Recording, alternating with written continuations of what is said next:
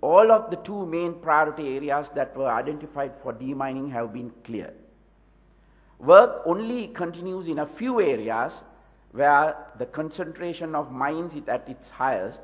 Many of these areas are places where heavy fighting took place during the last stages of the war. It is expected that these areas too will be completely cleared in the very near future. The scale of the problem the government faced in demining can be clearly seen from the number of mines and other devices unearthed and neutralized during the demining process.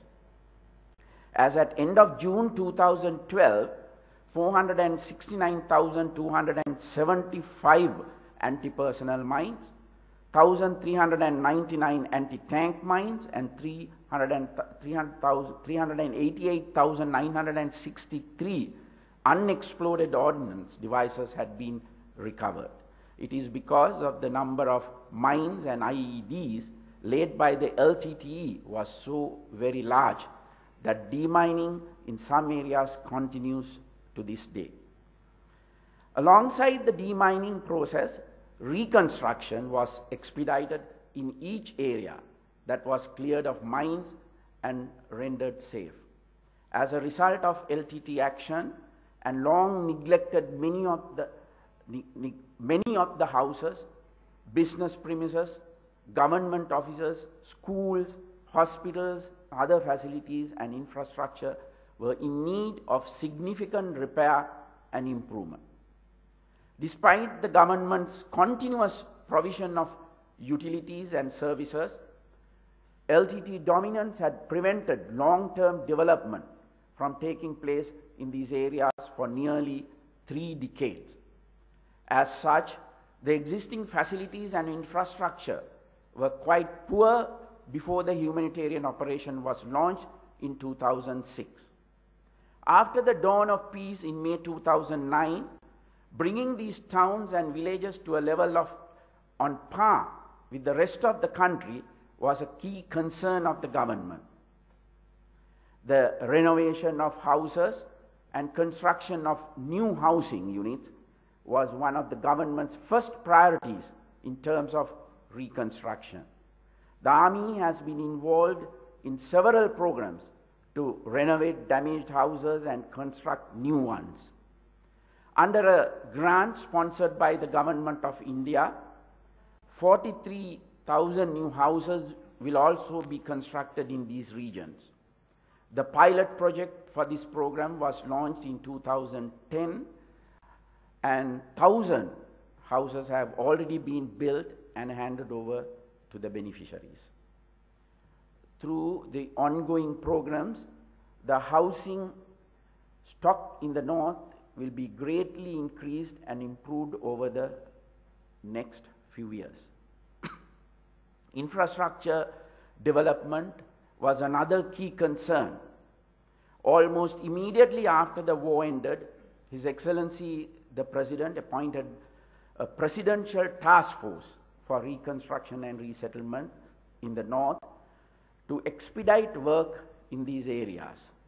The government also launched a program entitled Northern Spring to undertake large development projects in the north.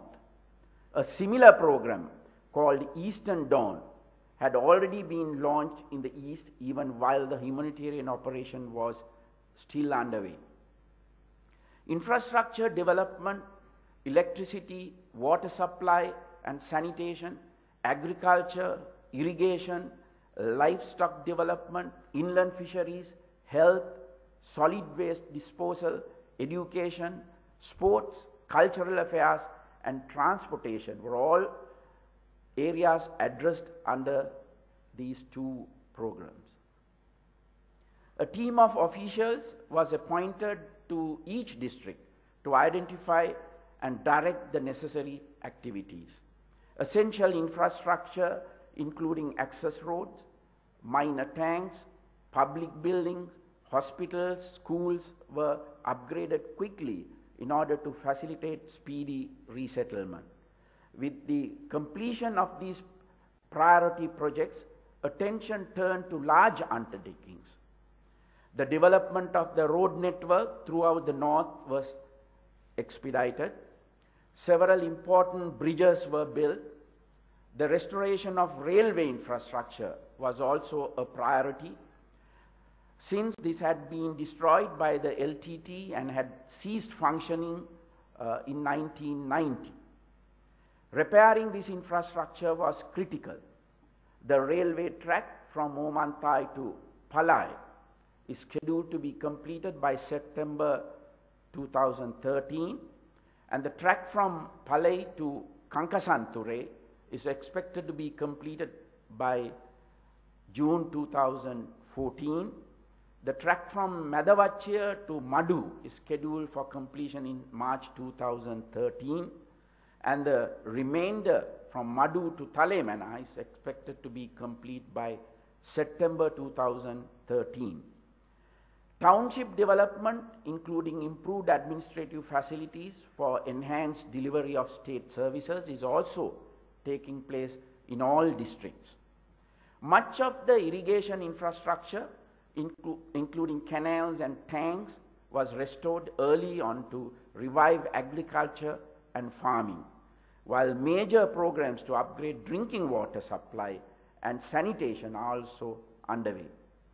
Through expedite electrification program, many areas that did not have power before have begun to benefit from electricity.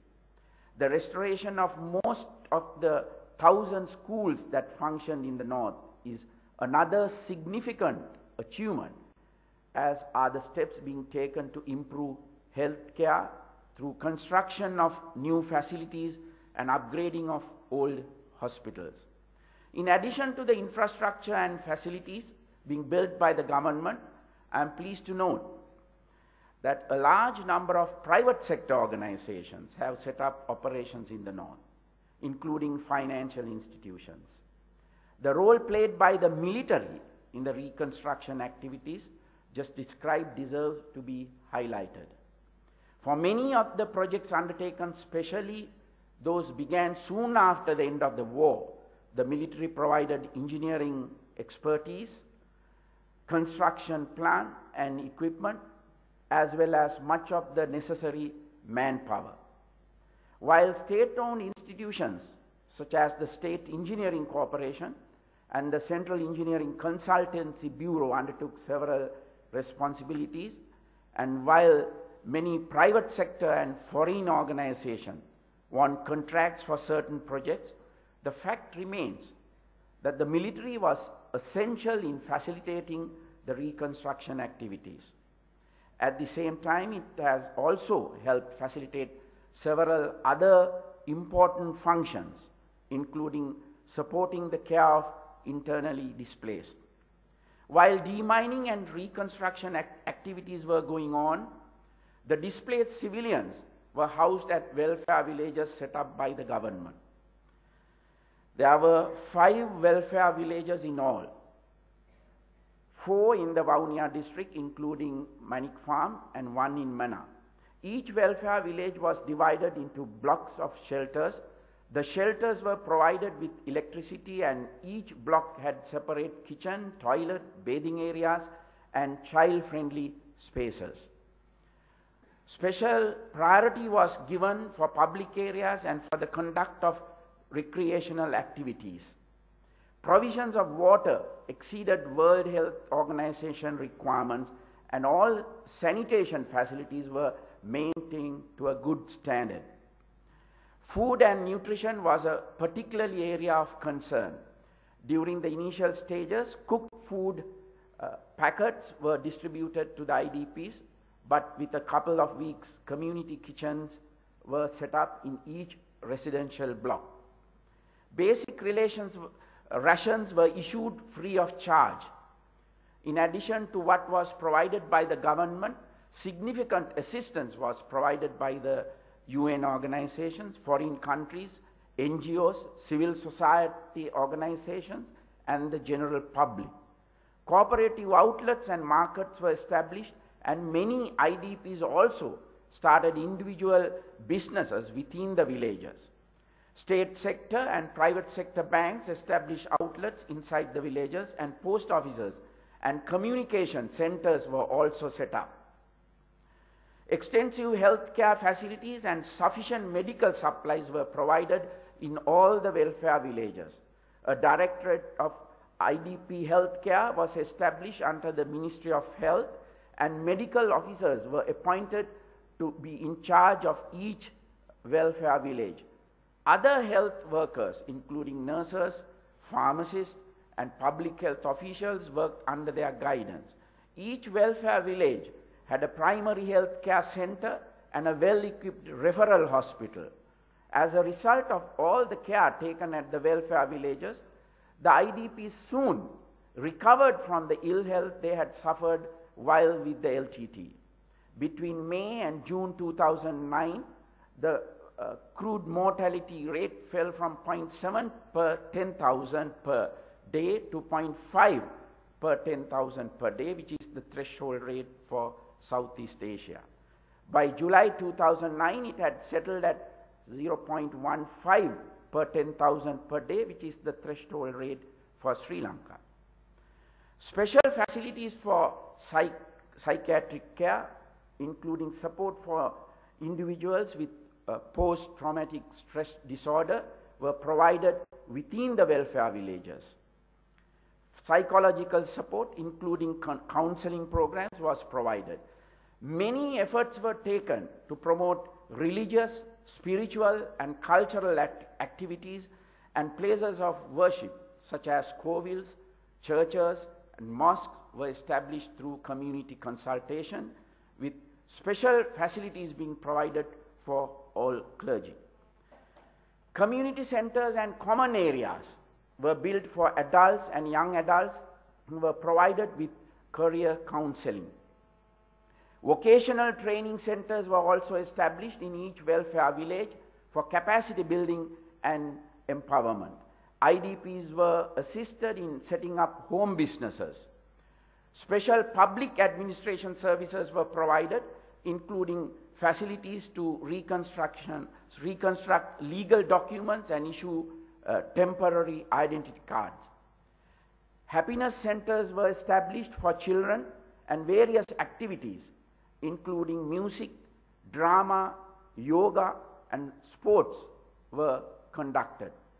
Schools were established from grade 1 to 11 in all the welfare villages, with special advanced level classes being conducted at Kadiragama village. The internally displaced remained in the welfare camps only for as long as it took to demine their places of origin and reconstruct necessary infrastructure to facilitate their resettlement. Under the Speedy Resettlement Program launched by the government soon after the war, a significant number of the IDPs were resettled in their homes. By the end of July 2012, just 3 years after the end of the war, the government has successfully resettled 237,672 IDPs. A further 28,398 have chosen to live with host families in various parts of the country.